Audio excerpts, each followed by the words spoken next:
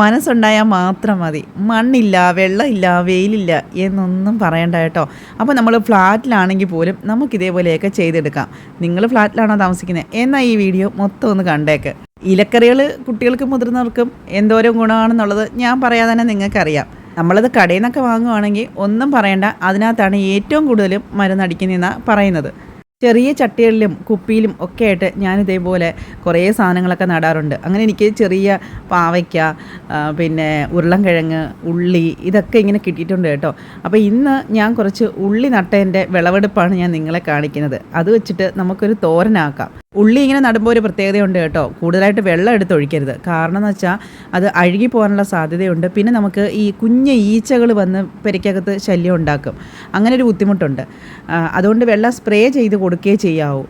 അതുപോലെ തന്നെ കൂടുതലായിട്ട് നമ്മുടെ പച്ചക്കറിയുടെ വേസ്റ്റുകളൊന്നും കൊണ്ട് ഇതിൻ്റെ മൂട്ടിൽ ഇടരുത്. നമ്മുടെ നാട്ടിലൊക്കെ നമ്മൾ കൃഷി ചെയ്യുമ്പോൾ അങ്ങനെയല്ലേ ചെയ്യുന്നത്. അതൊന്നും ചെയ്യണ്ട കേട്ടോ. പിന്നെ ഞാൻ മുട്ടയുണ്ടല്ലോ, അതിൻ്റെ തോട് എടുത്തിട്ട് കഴുകി പൊടിച്ച് മിക്സിയിലൊന്ന് പൊടിച്ചൊക്കെ എടുത്ത് ഇതിനകത്ത് ഇടും. പിന്നെ നമ്മൾ ചായയൊക്കെ ഇട്ടിട്ട് ബാക്കി വരുന്ന തേയിലക്കൊത്തുണ്ടല്ലോ, അത് കഴുകി ഉണക്കി എടുക്കണം. എന്നിട്ട് ഇതിൻ്റെ മൂട്ടിൽ ഇട്ട് കൊടുക്കണം. ഇല്ലെങ്കിലേ അതിൽ കൂടുതലായിട്ട് കുരുട്ടീച്ച ഉണ്ടാവും. അപ്പോൾ ഇന്ന് കുഞ്ഞൊരു ചട്ടിയിൽ വിളഞ്ഞ ഐറ്റം കൊണ്ട് നമ്മൾ വെച്ചൊരു തോരനും മാങ്ങ അച്ചാറും കൊഞ്ച് റോസ്റ്റുമാണ്. നിങ്ങൾക്ക് എന്തൊക്കെയായിരുന്നു സ്പെഷ്യൽ? അപ്പോൾ ഇന്ന് വീഡിയോ നിർത്തുകയാണ്. അടുത്ത വീഡിയോയിൽ കാണാം.